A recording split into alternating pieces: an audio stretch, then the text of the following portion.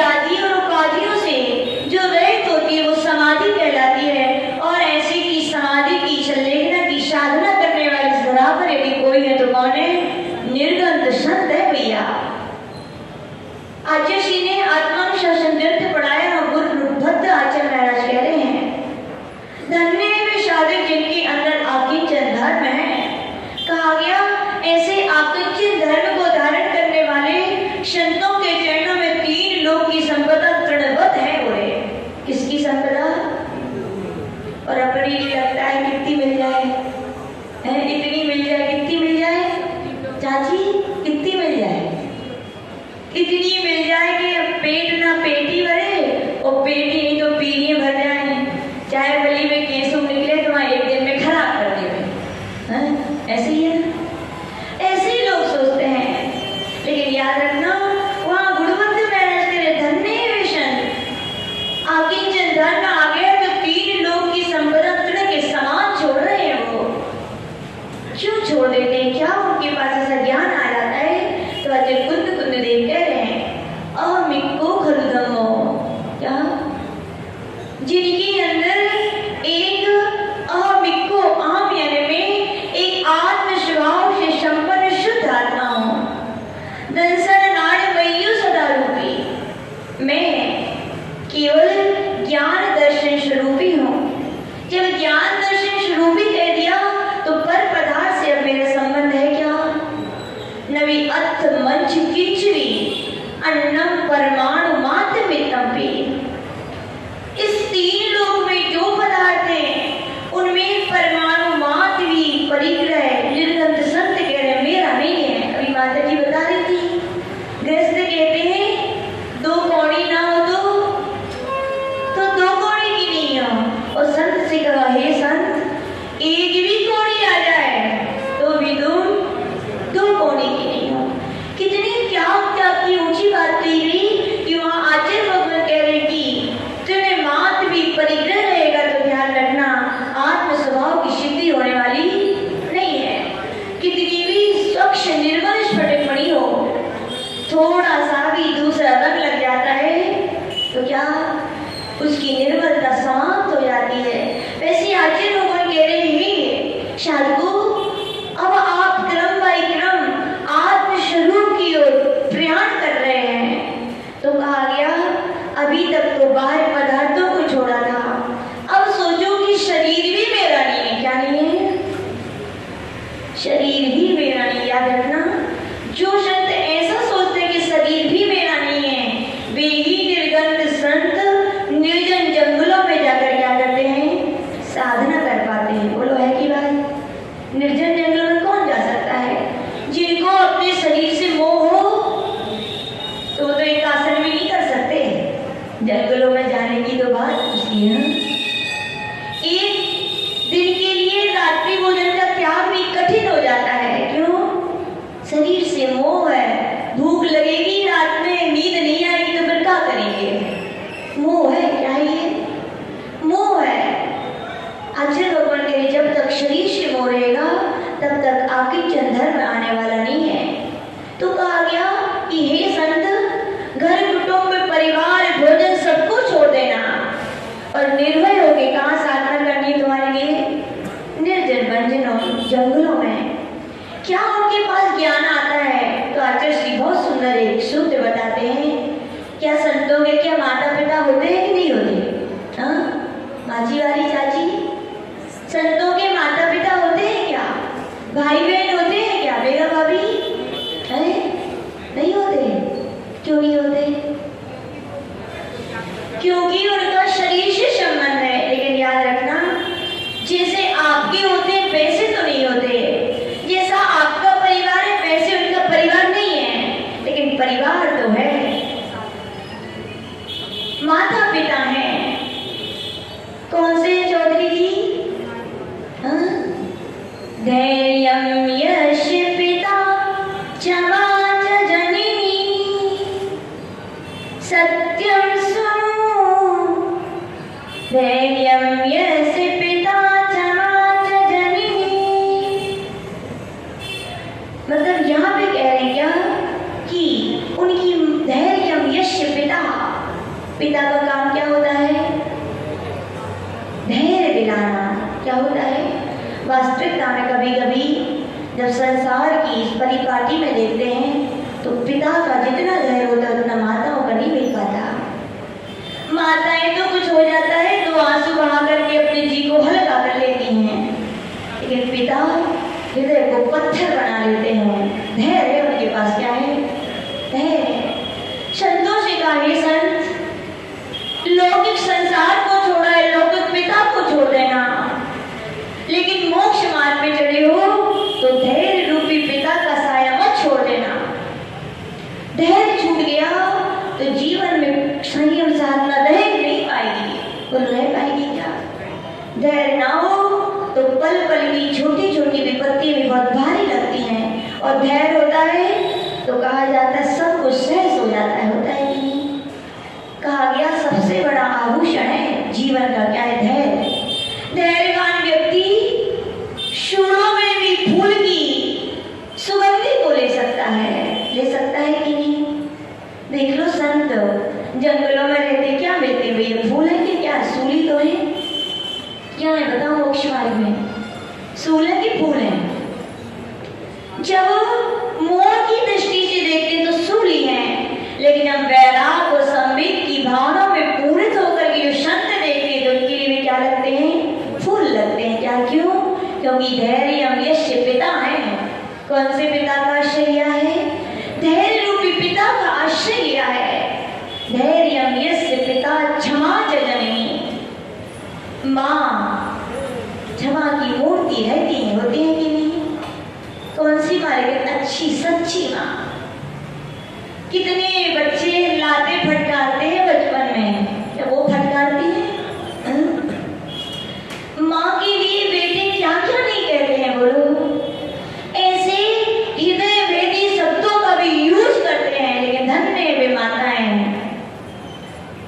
कि जो सह लेती हैं। केवल किसके? मोह के लिए। लेकिन किसके लिए? उनका मोह है उसमें। लेकिन संतों से क्या रहे? संत तुम भी माँ का आश्रय लेना। कौन सी माँ का लेना? क्षमा माँ का आश्रय लेना। क्षमा यदि माँ यदि जीवन में नहीं ला पाई तो एक एक कदम तुम्हारे लिए आगे बढ़ना मुश्किल है, क्योंकि संसार तो संसार है। बोले गिराने वाले लोग अधिक हैं, उठाने वाले बहुत कम मिलते हैं। तुम किन किन पे उंगलियां उठाओगे कि इनने हमारा बिगाड़ दिया, इनने हमारा ऐसा कर दिया, उनने हमारा ऐसा कर दिया। तुम तो कर्म सिद्धांत का आश्रय लेना और सबके लिए क्या करते जाना? क्षमा करते जाना। क्षमा माँ की, जैसे माँ की गोद में बैठे हुए बालक के लिए कोई वेदना सताती है क्या? कोई चिंता होती है क्या? नहीं होती। माँ की गोद में बैठा हुआ बालक खिलखिला के किलकारियां लेके मुस्कुराता है। मुस्कुराता है कि नहीं? माँ की गोद यदि मिल जाए तो कितना आनंद आता है। बैठे कि नहीं बैठे कभी को? सब बैठे, कुछ भूल गए। याद किया करो उन दिनों को जब माँ की गोद में बैठते थे, कितना आनंद आता था। वैसे साधक से कह रहे, हे साधु, पूर्व अवस्था में गृहस्थ में कुछ लोग जो मोही माँ की गोद में बैठते थे तो आनंद आता था। अब क्षमा रूपी माँ की गोद में भी बैठो। जब विपत्तियां आपत्तियां कोई कुछ कह दे तो उस माँ की गोद में जाके छिप जाना, बैठ जाना। जब बच्चे सताते हैं तो बच्चे कहाँ जाके छुप जाते हैं? माँ के पास, माँ की गोद में जाके। बड़ा आनंद का अनुभव होता है। वैसे का हे संत, जब जब इस दुनिया के लोग कुछ कहें, आक्रोश दिखाएं, उंगली उठाएं, तो उन पर आक्रोश नहीं करना, तो अपनी रक्षा करना। और अपनी रक्षा करना है तो क्षमा माँ की गोद में जाके बैठ जाना। धैर्यं यस्य पिता क्षमा च जननी शांतिश्चिरं गेहिनी। श्रीपति जी होती हैं, किसकी होती हैं?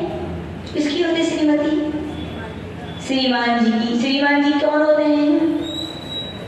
जिनकी श्रीमती जी होती। ऐसा नहीं है। श्रीमती जब लौकिकता में, जब वैराग में हम कदम नहीं बढ़ पाते, जब समाज में गंदगी ना फैले, इसीलिए भैया विवाह किया जाता है। तब एक स्त्री से परिणय होता है।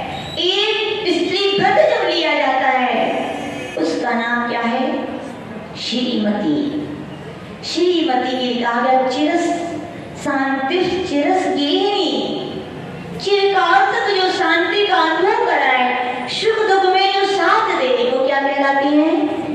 श्रीमती। होगा सब लोग ऐसी श्रीमती? हाँ, सरोजा आंटी करी हो माता जी, सुधा आंटी पूछे जिनेंद्र अंकल से, कहो जिनेंद्र अंकल जब बुखार चढ़ तो आपको भूख नहीं लगती तो सुधा आंटी का नहीं खाती है, बताओ? वे कहती हम ना खाएं तो फिर कैसे काम चले यार, कैसी बताओ? क्या करे चौधरी जी? मुस्का मुस्का के और दिखा दिखा के खाएंगे, देखो तुम नहीं खा रहे लेकिन हम तो खाएं। तुम आप पाप को उदय है, तुम और साधन नहीं करोगे तो हम थोड़ी है। ऐसे ही है ना, यही संसार है। कहा जाता है चिरकाल तक साथ देगी। सब बातें हैं क्या है?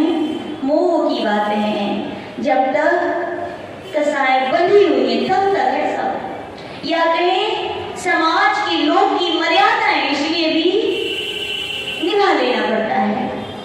ठीक है भैया, लेकिन संतों की श्रीमती जी होती है कि नहीं होती? हाँ, संतों की भी श्रीमती है, लेकिन आपकी जैसी श्रीमती वैसी नहीं है उनकी श्रीमती। उनकी श्रीमती तो क्या है? शांति। चाहे संत के ऊपर सुख आए तो भी कहा गया हे संत शांति क्षमता में ही रहो, चाहे दुख आए तो भी क्या शांति देवी कह रही हम आपके साथ हैं। उनने जे नहीं की हम कर्म है तुम्हारी तुम्हारा हमारी, ऐसी श्रीमती होती है। यानी कि क्या?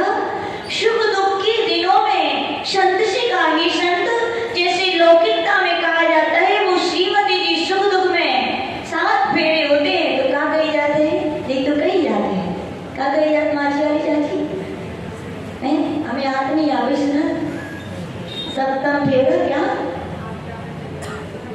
आज्ञा में चलेंगे, सुख दुख में साथ रहेंगे, आप जैसी की हो वैसे ही करेंगे। लेकिन याद रखना इतने सीधे भोले भोले भोलू नहीं होना चाहिए। पति यदि परमेश्वर है, परमेश्वर कब है? पति वे ही परमेश्वर है जो परमेश्वर के बताए हुए पथ पर चले, जो धर्म की लाइन पर लगे हो, तो वे परमेश्वर है। उनकी सेवा करना, उनकी बात मानना, और ना हो ऐसे तो फिर क्या करो? वे परमेश्वर है का? बोलो। जो परमेश्वर की राह पे ना चल पाए भैया तो नियम से वे नरक जाएंगे, तो नरकेश्वर है वे तो क्या है? ऐसे नरकेश्वर की बात मान के भैया उनका तो उपादान जैसा है, बिगड़ रहा है सो बिगड़ रहा है, अपना मत बिगाड़ लेना। और हम उन नरकेश्वर से भी कहना चाहते भैया आपकी परिणति धर्ममय नहीं हो रही, कोई बात नहीं, आप पाप कर्म का उदय है, कम से कम श्रीमती जी कर रही हैं तो उनको तो मत रोको। हाँ? उनके लिए तो मत ढकेलो। तो ये कहलाते हैं क्या? कम से कम ठीक है, पूरे नहीं तो सरोजा आंटी आधे सही, कितने सही, कम से कम करने तो दे रहे साधना। लेकिन आज के युग में ऐसे ऐसे भी नरकेश्वर हो गए हैं, खुद नहीं करते, यदि पत्नी करती है तो जबरदस्ती नियम तोड़वाए जा रहे हैं। कभी कभी लगता है भैया तुम नहीं कर रहे हो, तुम नियम से नरक में जाओगे, और तुम दूसरों की तोड़वा रहे हो, सोचो फिर तुम्हारी गति क्या होगी? क्या गति होगी?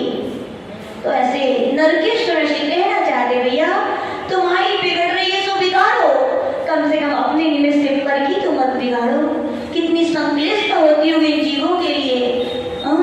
कई ऐसी भाभियां आके महिलाएं आके आंसू ढाल के सुना जाती हैं, माता जी क्या करें, क्या करें भैया बताओ? बोले समाज की मर्यादाओं से बंध गए हैं। क्या बंध गए हैं? तो ऐसे नरकेश्वरों से बुरी नहीं मानना, हो कि नहीं हो? जो परमेश्वर की राह पर ना चले में नियम से स्वीकार कर लेना, नरकेश्वर हैं। और नरकेश्वर हो तो भैया कुछ तो दया करो, अपने ऊपर नहीं करो तो क्या पर के ऊपर दया करो। एक जीव पल पल आपके निमित्त से संक्लिष्टता में जीवन व्यतीत कर रहा है, क्या होगा सोचिए उसकी रजा। दया करो उस जीव के ऊपर।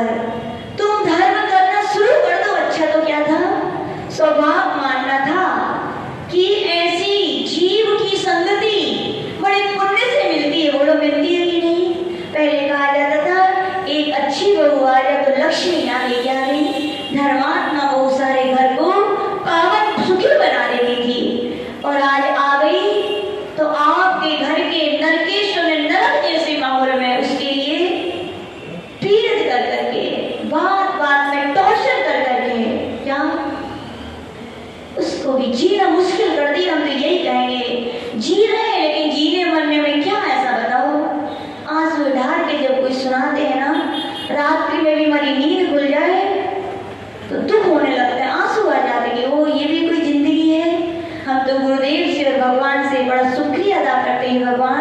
अच्छा हुआ कि उन दिनों में हमारी ऐसी मति हो गई, इस मार्ग पे निकाला है। तो बहुत खुश हैं। क्या है?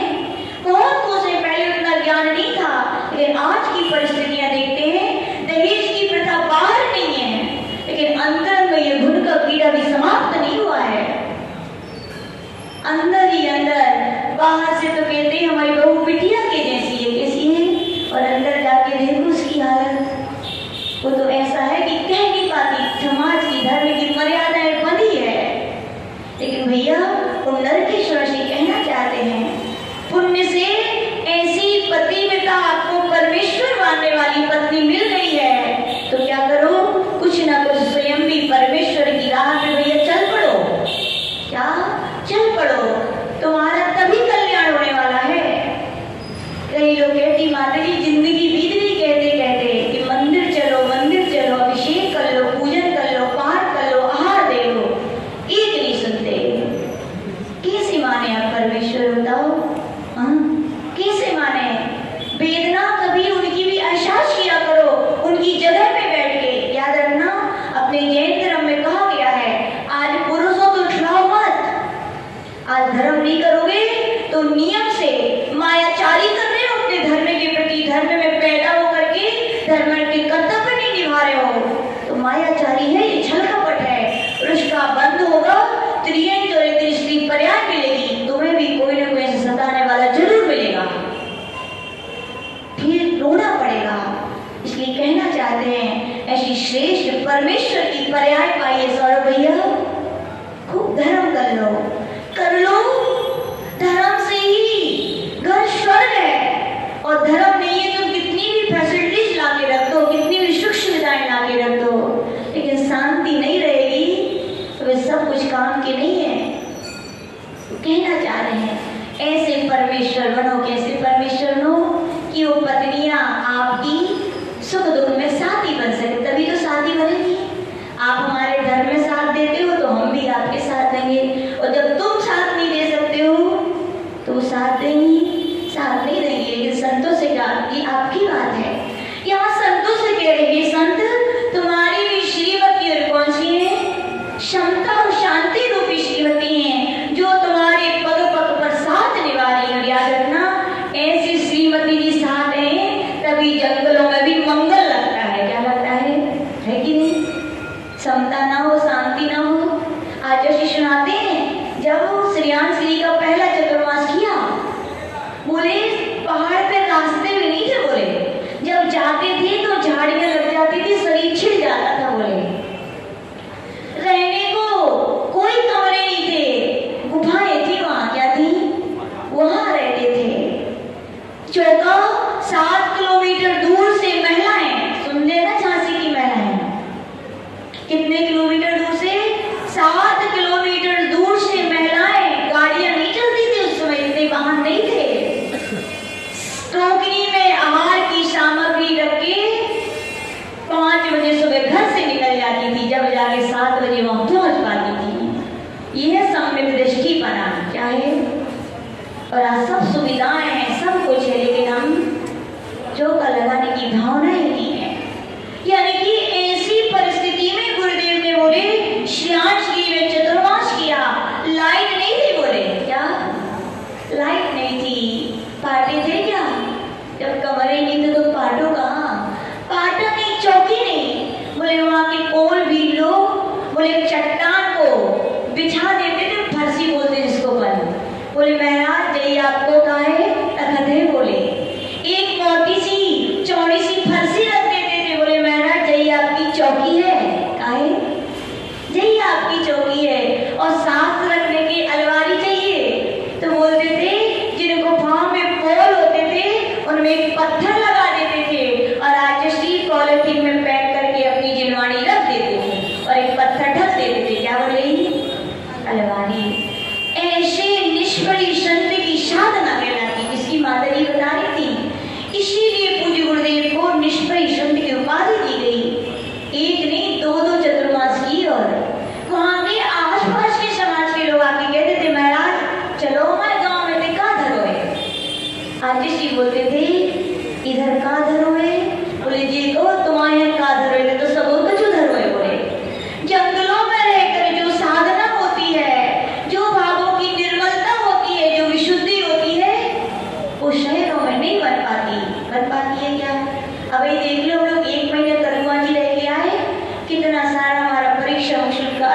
निधन हो गया था। तो जब से यहाँ आए मुश्किल पड़ता है एक एक लाइन लिखना भी। महाराज जी श्रावकों के लिए तो जरूरी है उत्तम स्वाद में चिंता शायद अपनी यदि दाढ़ी में आग लग जाए डी के भाई साहब, पहले कौन की बुझाओ? संजय भैया की अपनी बुझाओगे तो तभी तो संजय भैया की बुझा पाओगे। जब तक संतों से क्या कहेंगे, संत निज आत्म कल्याण में नहीं डूबोगे, साधना नहीं करोगे तो पर का कल्याण आप कर नहीं सकते, और जितना करोगे वो सब ऊपरी होगा। आपके भीगी बातों से, चारित्र में बिना लगी हुई बातों से कोई प्रभावित होने वाला नहीं है। ये विश्वास लोग ने एहसास करके देखा और है। जब तक चारित्र में ढला हुआ ज्ञान नहीं होता तब तक चारित्र का प्रभाव भी नहीं पड़ता।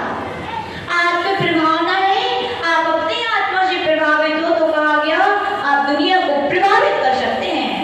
और जब स्वयं ही ना प्रभावित हो तो कितनों तुम बाजे बजवा रही हो, कितनों तुम मीठा बटवा रही हो, कितने कछु कर रही हो, कोई आवे वालों नहीं है। और आ भी है तो स्वार्थी है, बोले अच्छा भोजन की व्यवस्था, चलो पेट भर के खा के भगे आए। ये कोई धर्म की सभा का पहचान नहीं है। धर्म की सभा, धर्म प्रभावना तो वो है जो साधक आत्म प्रभावना से भी करके एक शब्द भी बोले तो व्यक्ति श्रद्धा से स्वीकार करेगी हाँ ये सत्य है। हम ला पाए या ना ला पाए लेकिन जीवन में ऐसे ही होना चाहिए, वो है प्रभावना। और जिसके हृदय में उतर जाए तो फिर वे तो कहते चल चलो, कहाँ किसके साथ, किनके साथ? चौधरी जी माता जी के साथ चल चलो, अच्छा मौका है, चल चलो। चार लोग उठाए क्योंकि पहले अच्छो है, दो पैरों से चल चलो, समझदारी है। नहीं तो वे तो जबरदस्ती उठाए और तुम उठोगे नहीं, उठाएंगे। और इससे भलाई क्या है, खुद ही चल चलो। तो कह रहे हैं शांति चिरम गेहिनी, कह रहे हैं सत्यम सुनु दया च भगिनी। पुत्र हैं आपके, हैं कि नहीं? सबके पुत्र हैं। कैसे पुत्र हैं? बड़े अरमानों से पाला जाता है। कैसे पाला जाता है? हमारी बुढ़ापे में क्या बनेंगे? लाठी बनेंगे, चाहे वे दो चार लगावे तैयार शुरू हो जाए, है ना पप्पा? डब्बा बज रहा है कि बाल सफेद हो गए, बाल सफेद आ गए, कह रहे थे कि भैया धर्म साधना करो, लेकिन क्या करें, ऐसे पुत्र नहीं मिले कि वो कहेगी आप धर्म साधना करो तो बाल काले करके पैसे कमाने पड़ रहे हैं। बोलो है कि नहीं? पुत्र तो वही है कि भैया पिताजी आपने अपना कर्तव्य निभाया, अब मैं अपना कर्तव्य निभाऊंगा, अब आप धर्म साधना कीजिए। जब ऐसा नहीं कर पाते तो सफेद बाल इसीलिए आते हैं चौधरी जी, आप तो समझदार हो, आप काले नहीं कर रहे हो। याद रखना पुत्र वही है क्या जो क्या आपकी साधना में सहायक बने। तो संतों से कहा गया तुम्हारा भी पुत्र है, कौन है? तो वो सत्य। क्या है? सत्य यही है तो जो साधना है। आज ये 12 भावना लिखी, स्पष्ट लिखा, धर्म साधना स्वयं समाहित सत्य हृदय के भावों से। सत्य का हृदय में नहीं होगी तो कहा गया बाहर की गई साधना पाना है बस। सत्य यानी क्या? बाहर से करो तो अंतर में भी परिणाम ऐसे होने चाहिए। हम सामायिक करें तो अंतर में परिणति होनी चाहिए कि हम सामायिक कर रहे हैं। सामायिक यानी क्या? समय यानी आत्मा और एक यानी आत्मा में एकता होना ही सामायिक है कि हमारे ये भाव आ रहे हैं। ऐसा जो सत्य रूपी बेटा हृदय में रहता है वो बार बार कहता है पिताजी अब आपका समय ये नहीं ये करने का है। बाहर क्रियाएं नहीं, अंतर में भी भाव जगाओ, बार बार प्रेरित करता है। तो तब जाके साधना हो पाती। याद रखना क्या हो पाती है? साधना। समय हो रहा है, चलते हैं पल्लू आगे। दया च भगिनी, बहन है सबकी है, बहन है कि नहीं है? छोटू बहन है, कैसी बहन है? बोले माता जी रक्षाबंधन आता तो पहली कह देती है राखी तभी बांधे जाओ। विक्की जब जान रहे सो जो आ जाए, नहीं तो कैंसिल। है ना सिंधी, ऐसे ही है, हो गई ऐसे ही, ऐसी बहनें हैं आपकी यहाँ। नहीं, आचार्य भगवान कह रहे हैं वे बहनें राग से बनी है, स्वार्थ से बनी है। तुम्हारी बहन निस्वार्थ है। बोले जैसे रक्षाबंधन पे भैया लोग दुखी हो जाते बहनें ना हो, वैसे कहा हे संत तुम भी अपने हृदय में बहन को निरंतर विराजमान करके रहना। कौन सी बहन को? दया। यदि ये बहन नहीं होगी तो कहा गया तुम पर की रक्षा नहीं कर सकते हो। भैया लोगों के अंदर भी यदि शील के रक्षा के भाव ना हो तो बहनों की भी रक्षा नहीं कर सकते। जब उनके अंदर शील की महिमा होती है तब वे अपनी बहन की क्या करते हैं? रक्षा कर पाते हैं। खाली धागा बांधने का नाम रक्षाबंधन नहीं है। शील की रक्षा के कर्तव्य भी सिखाएं, ये भी है शील की रक्षा। कर्तव्य नहीं सिखाओगे तो शील की रक्षा हो पाएगी क्या? कल सुनेंगे पर शील की महिमा क्या होती है। तो आचार्य भगवान कह रहे हैं कि संतों की भी बहन है। कौन सी बहन है? दया। दया ना हो तो कहा गया सारे व्रतों का पालन बेकार है। किस पर दया? अपन यही सोचते देख के चलेंगे तो चींटी की जीवों की पे दया हो जाएगी। ओह नहीं, संत कहते भैया पहले उत्तम आस्वाद निज पर दया करनी है तो प्रमाद नहीं करोगे, प्रमाद नहीं करोगे तो देख के चलोगे, देख के चलोगे तो सदा ही जीवों की रक्षा होगी कि नहीं होगी? किस पे दया करनी है? तो स्वयं पे। देखो भगवान, उनकी वाणी, संत जो कुछ भी दया से भीम के उपदेश देते हैं और आप भी जो उपदेश को स्वीकार करते हो, जो धर्म शास्त्र को स्वीकार करते हो, क्यों करते हो बताओ? अपने ऊपर दया करने के लिए। क्या जिस दिन अपने ऊपर दया के भाव आ जाएंगे उस दिन कहना नहीं पड़ेगा कि धर्म की क्रियाएं करो, कि अवश्य का त्याग करो। क्यों? अपने पे दया आ गई, अपने को दुख में नहीं डालना है। तो कहा गया हे संत तुम्हारी बहन कौन है? दया च भगिनी। फिर कह रहे भ्राता मनस्यमा, भैया है तुम्हारे। कैसे भैया हैं? आपके भैया तो ऐसे कैसे हैं? क्या बोलते हैं? बाप बड़ो ना सबसे बड़ो रुपैया। ऐसे भैया आपके हैं कि एक थोड़ी सी जायदाद के लिए एक माँ की कोख का बेटा दूसरे माँ की कोख का हनन करने तैयार है, दुख देने, पीड़ा देने तैयार है। किसके लिए? कौन सी जमीन, कौन सा पैसा तुमने नहीं कमाया, पिताजी कमा के दे, उसके लिए। कभी भी लगता है अपने पुरुषार्थ पे तुम्हें विश्वास नहीं है। क्या नहीं है? पुरुष हो, क्या हो? पुरुष हो, अपने अपने पुरुषार्थ पर विश्वास रखो कि हम पुरुषार्थ करेंगे, भाग्य में होगा तो पिताजी 1 रुपए भी नहीं देंगे तो भी हम लाखों कमा के रख लेंगे। और लोगों को पुरुष बना नहीं है, हमें लगता है जो पर की संपत्ति को देख करके लोभी किस्म के होते, ये मिल जाए वो मिल जाए, पिता की कमा के गए वो मिल जाए, लोभी है वे लोग। उनको स्वयं के पुरुषार्थ पर विश्वास नहीं है कि हमारे सत्ता में पुण्य होगा तो पुरुषार्थ करके कमा लेंगे, और नहीं होगा तो बताओ क्या होगा? पिताजी खून पसीना एक कर करके रख जाएंगे, तुम एक दिन में उड़ा। भैया पुरुष हो, अपने पुरुषार्थ पे, पौरुष पे विश्वास है तो पुरुष हो, वरना आप कह रहे आप में पुरुषत्व के लक्षण नहीं है। यदि पर की संपत्ति पे नजर डालोगी, ये मिल जाए वो मिल जाए। एक बेटी वालों ने बेटी दे दी, और क्या चाहिए आपके लिए बोलो? फिर भी अरे का दो 10 लाख रुपया देते बस। ओह सही है, प्राण ले लो, सही है, प्राण भी तो दे दिए। पिताजियों की बेटियां प्राणी होती हैं, याद रखना, होती है कि नहीं? माँ को इतनी बेटी प्यारी नहीं होती जितनी पिता को होती है। प्राण ही होते हैं। बेटा के उतने किसी कष्ट पर पिता को उतना कष्ट नहीं होता जितनी बेटी के थोड़े से भी आंसू पर 4 आंसू बहते तो पिता के बहते हैं, प्राण ही देते हैं वो अपनी, याद रखना। फिर भी अब क्या चाहिए भैया? हाँ चौधरी जी, वही तो कह रहे हैं, यानी कि उन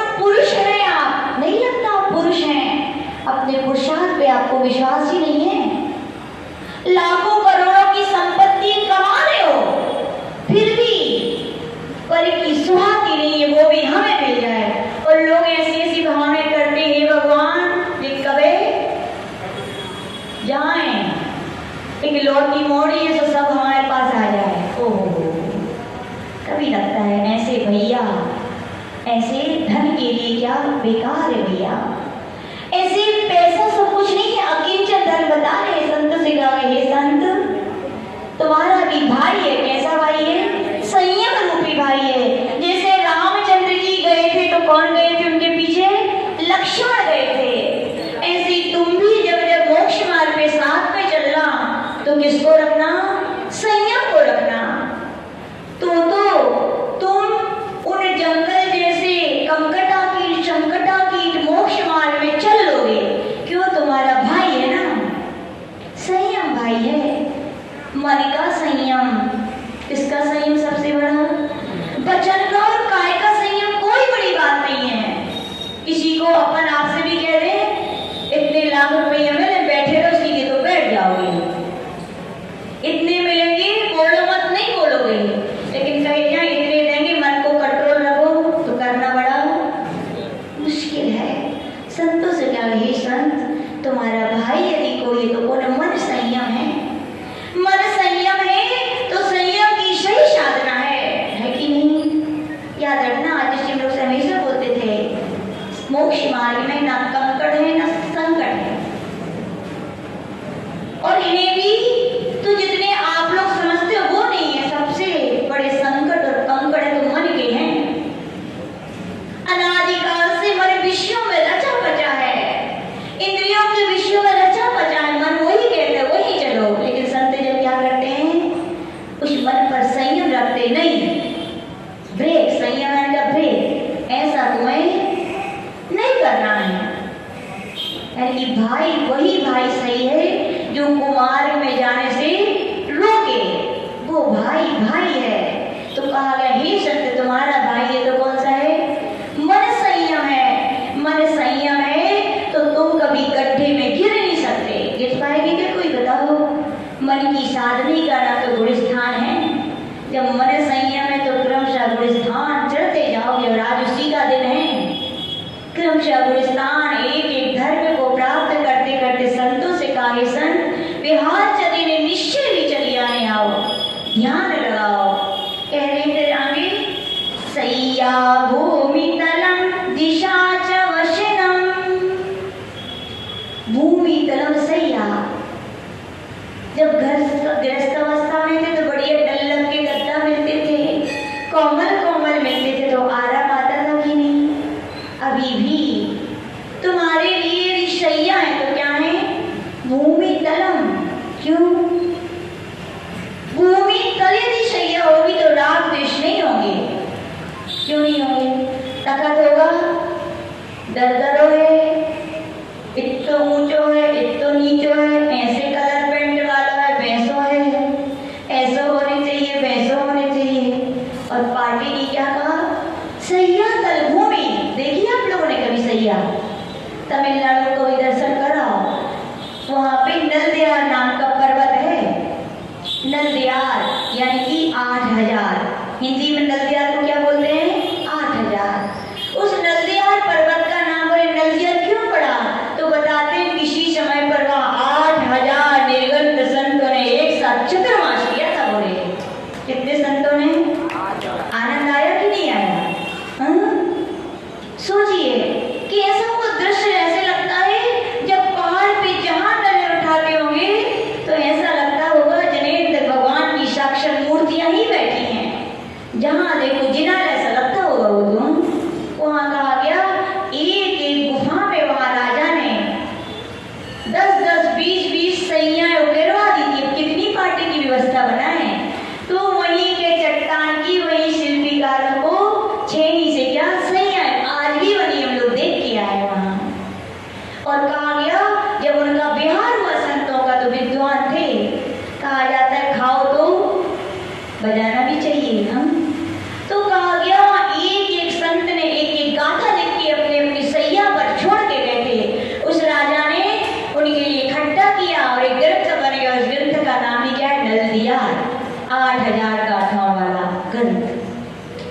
क्या सैया, संतों से कहा क्या आप इससे सोने के लिए आपको क्या है, सैया है, भूमि सैया है। दिशा च वशनम, वस्त्र हैं आपके, कौन से हैं? ये वस्त्र तो फट जाते, पुराने हो जाते, मन के नहीं मिलते तो रात देश हो जाते, इसलिए भैया इन वस्त्रों को, ये तुम्हारे काम के नहीं है। तुम्हारे वस्त्र तो क्या है? बोले दिशाएं ही तुम्हारे वस्त्र हैं। क्या है? जहाँ जाओ वहां चले जाओ। क्या है? दिशाएं जिनके वस्त्र हैं वे कौन है? निर्गंध संत हैं। और क्या भोजन करते हैं कि नहीं करते? कौन सा भोजन करते हैं? ज्ञानामृतम भोजनम। आपका भोजन तो घाट की उतरी, सुबह खाओ पेट, शाम को खाली। लेकिन जिनेंद्र भगवान की वाणी है जो अमृत के समान है। याद रखना, एक बार श्रद्धा से ग्रहण करोगे, ज्ञान से जानोगे, चारित्र से आचरण करोगे तो जिनवाणी रूपी अमृत तुम्हें अमृत की सिद्धि करा देगा। अमृत यानी क्या? सिद्ध पद। क्या? तो संत जन भोजन करते हैं कि नहीं करते? कितने बार भोजन करते हैं माता जी महाराज जी? भी क्या ना भीमा शाह जी कितने बार भोजन करते हैं संत जन? एक बार करते हैं। दुनिया यही जानती है, लेकिन हमसे पूछे माता जी कितने बार भोजन, हम तो कहते हैं एक समय भी हमारा नहीं बीता कि भोजन ना करें। कौन सा भोजन करते हैं? ज्ञानामृतम भोजनम। आप कहते हो ना माता जी क्या करें, ना खाएं तो चलत नहीं यहाँ। आप तो फिर भी ब्रेक लगा देते हो थोड़ा, क्योंकि स्वभाव नहीं है, विभाव है। विभाव निरंतर त्रैकालिक नहीं होता, कहीं ना कहीं विक्षेप पड़ेगा। लेकिन ये तो क्या है? ज्ञानामृतम भोजनम स्वभाव है। हर पल एक एक समय हमारा भोजन चलता है। कौन सा चलता है? ऐसे हेते ये बद कहा गया है, हेते यस्य कुटुम्बिनो वद कथम। हे शंत, ऐसा जिनका परिवार है, कस्मात् भया, कस्मात् भया, फिर कैसा भय? संत कैसे रहते हैं? ऐसे ही तो रहते हैं। याद हो गया संतों का परिवार? ऐसा परिवार मिले, ऐसी सैया मिले, ऐसे वस्त्र मिले, ऐसा भोजन मिले, और आप तो खून पसीना एक कर करके भी चैन से नहीं बैठते हो। यहाँ तो बिना कमाए आराम से निर्जन जन में क्या करते संत? साधना करते। ऐसे परिवार के साथ निर्भय होकर, कैसे होकर? निर्भय क्यों? नाम मृत्यु कुतो भीति, न्याम व्याधि कुतो वृथा, नाम बालो ना वृद्धो हम ना युवतानी पुद्गला। ये सब पुद्गल की पर्याय हैं। मैं बीमार हूँ, कौन बीमार है? मैं बूढ़ा हूँ, कौन है? शरीर है। मृत्यु हुई किसकी? जन्म हुआ किसका? संत जानते तो जब उनके लिए अहमिको खलुको, मेरी आत्मा ही एक है, तो निर्भयता से वे जंगलों में भी जाके बैठ जाते हैं। बताओ जानवर आगे भक्षण करते हैं कि नहीं करते? नहीं करते। जब तक बैर नहीं होगा और आयु कर रहे हो तो वे कुछ नहीं कर पाएंगे। वे भी आकर 500 कुत्ते छोड़ेंगे ईश्वर, वे भी आकर के ऐसे बैठ जाए जैसे पालतू कुत्ते हों। किसकी है ये? अकिंचन भाव का ये है महत्व। क्या बता रहे हैं?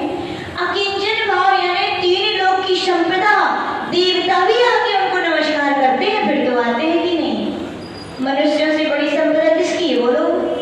जहाँ सौदर में इंद्र आके स्वयं झुक रहा है, तो तीन लोक की संपदा तो वैसी आ गई उनके चरणों में। कहा हे संत,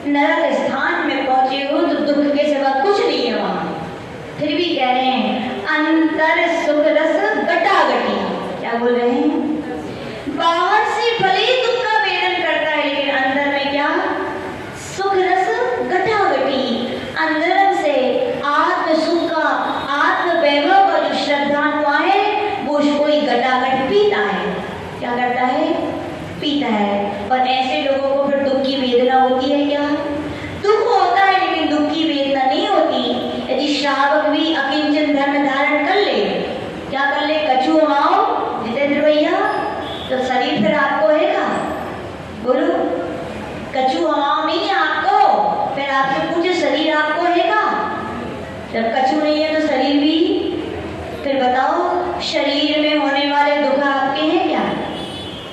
जब शरीर आपका नहीं तो दुख भी आपके, फिर सुख आपका है क्या? सुख भी आपके नहीं है। ये अपने पट की परिणति कब तक रहती बताओ आप लोगों की?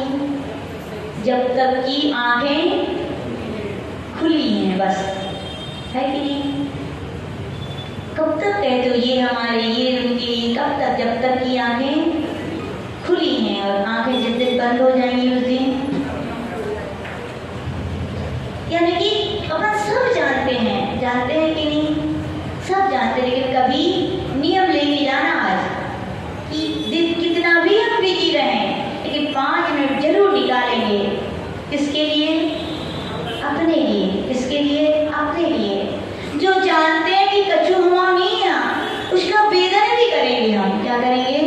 जो वेदन आज 5 मिनट करेगा, वही ध्यान रखना आगे जाके वही 10, 15 और क्या शुद्धोपयोग में डूब सकता है। वही श्रावक भी बार बार भावनाएं भाई क्या कछु गमाओ नहीं है बस। तो नियम से क्या है? साधकों की बात चलती की है। साधक समाधि यानी आदि व्याधि उपाधि से रहित समाधि, उसकी साधना करो तो अकिंचन धर्म तुम्हारे अंदर है। आदि यानी क्या?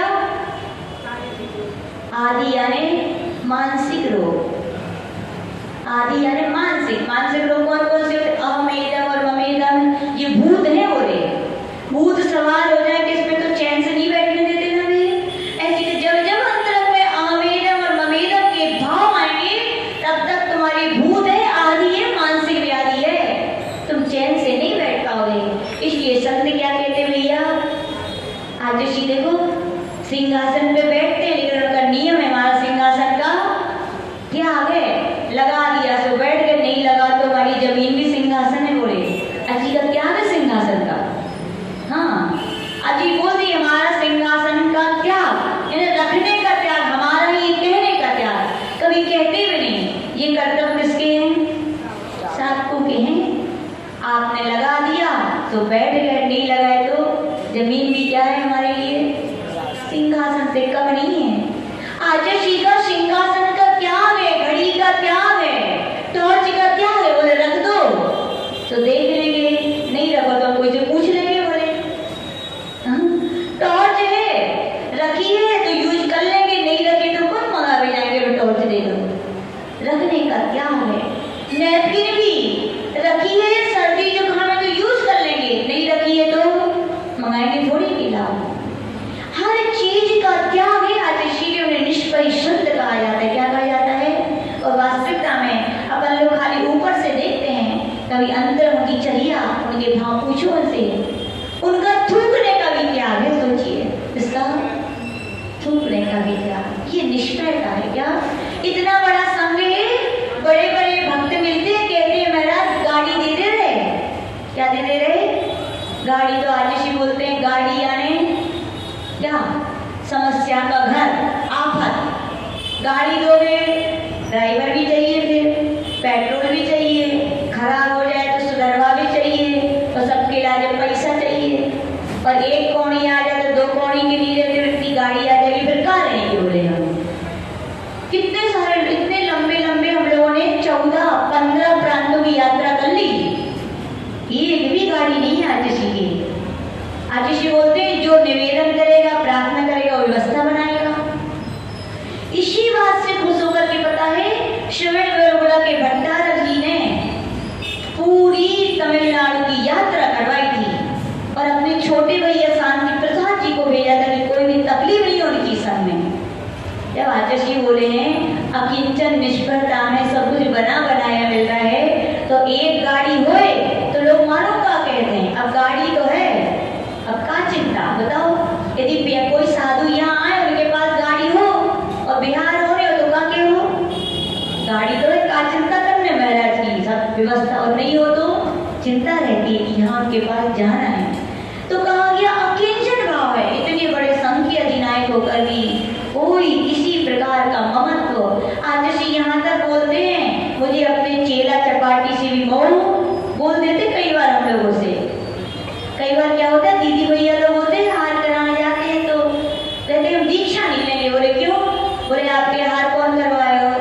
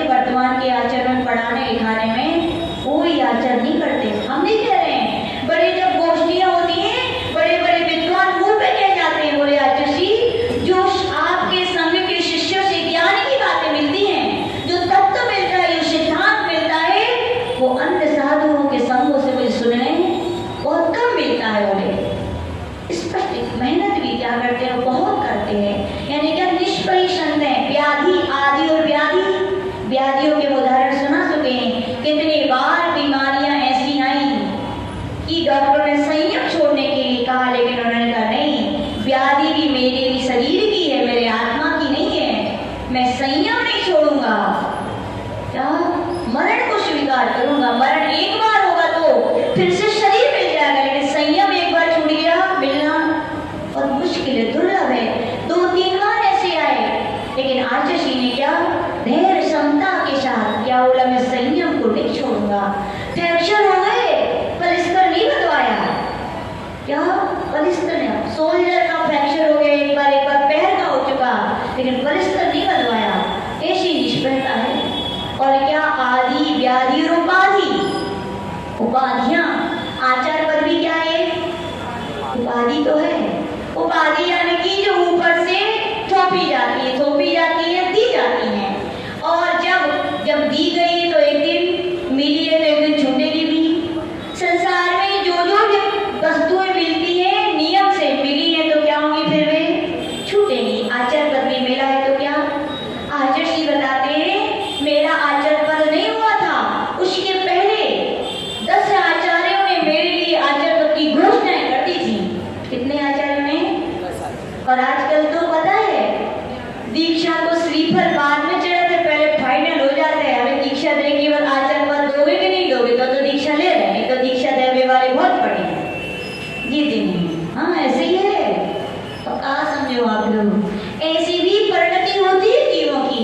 और धन्य निष्पेषण 10 आचार अपना पद दे रहे, लेकिन फिर भी क्या कहा? बोले मैं तो मना कर देता था, मेरे गुरु स्वयं बैठे हैं, तो मैं क्यों किसी का लूं? मुझ में यदि योग्यता है, जब जोहरी खुद बैठा तो खुद तरासेगा, खुद देगा, मुझे दूसरों से लेने की आवश्यकता। 10 आचार्यों के आचार पद ठुकरा दिए। फिर आचार्य विमल सागर जी महाराज जी ने उनके लिए क्या दिया था? आचार पद। ये है निष्प्रहता, है कि नहीं? बोलो, ये अकिंचन भाव।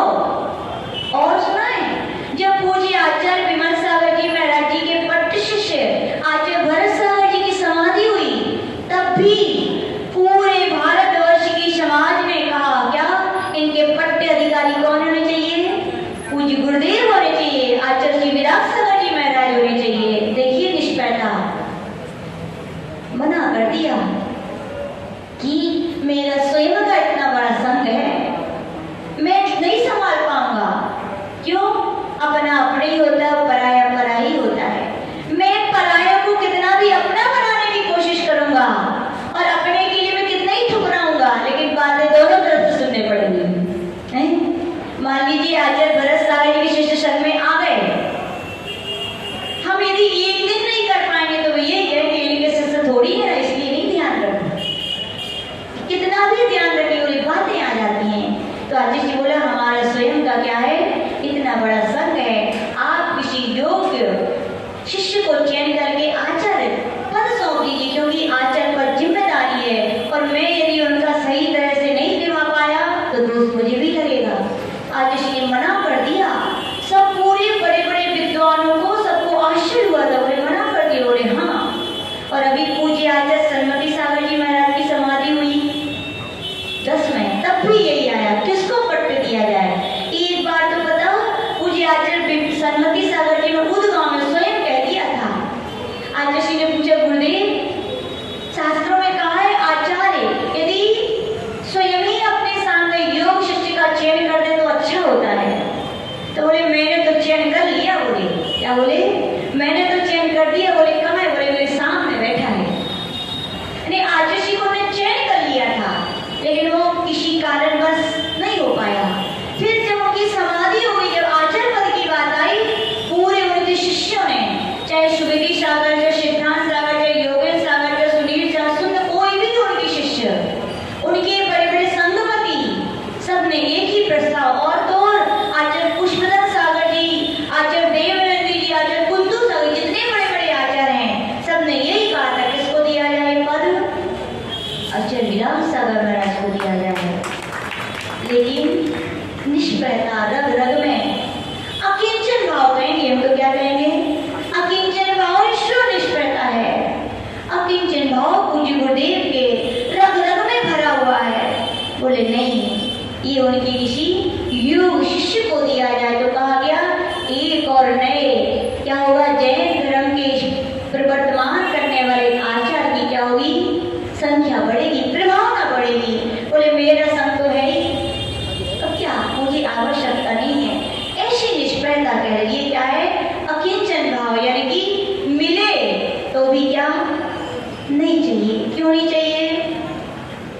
चाहिए? मुझे उपाधि है, ये क्या है? उपाधियां हैं, मिली हैं तो जब संलेखना समाधि करूंगा या समाधि करूंगा, ध्यान में बैठूंगा तो भी मुझे त्याग करनी पड़ेगी, और अंत समय संलेखना समाधि हुई तो भी क्या होगी? जो छोड़ना है ऐसी मुझे वस्तु नहीं चाहिए। मुझे तो क्या चाहिए? आदि व्याधि उपाधि से रत समाधि चाहिए। समाधि यानी आत्म ध्यान चाहिए, वो ध्यान चाहिए जो एक बार लगाया जाए, अंतर्मूर्त भी हो और किसकी प्राप्ति हो जाए? केवल ज्ञान की। आज ऋषि बोलते हैं हम तो उसी शुद्धोपयोग का, अकिंचित भाव का, निष्फलता का, साधना का अभ्यास कर रहे बंधु। ये है क्या? अकिंचन भाव। यानी कि आप भी श्रावक हैं तो अकिंचन भाव की क्या करें? साधना करें। कैसे करें? कैसे करें? बस एक ही मंत्र है, क्या है हम लोग? कछु अमाओ नहीं है क्या? वास्तविकता में ये ऐसे नहीं है। जब भी दुख आए आंख बंद करके इसी को जपने लगना, देख लेना कि परिणाम और निर्मलता न आए। आती है निर्मलता कि जब बाहर से हम कहते हैं कछु अमाओ नहीं है तो वास्तविकता में कहाँ मेरा है? फालतू मोह करना हो, संकलेशता करना हो, दुखी करना, तो नियम से क्या शांति की संवेदनाएं होती। तो आज का आगे चिंतन यही कह रहा है कि हम सभी भी उस आदि व्याधि और उपाधि से रह समाधि की सिद्धि यानी अपने आत्म स्वरूप की सिद्धि कर सकें और अपनी आत्मा का कल्याण कर सकें। इसी भावना के साथ जय बोले परम पूज्य गणाचार्य गुरुदेव श्री विराट सागर जी महाराज जी की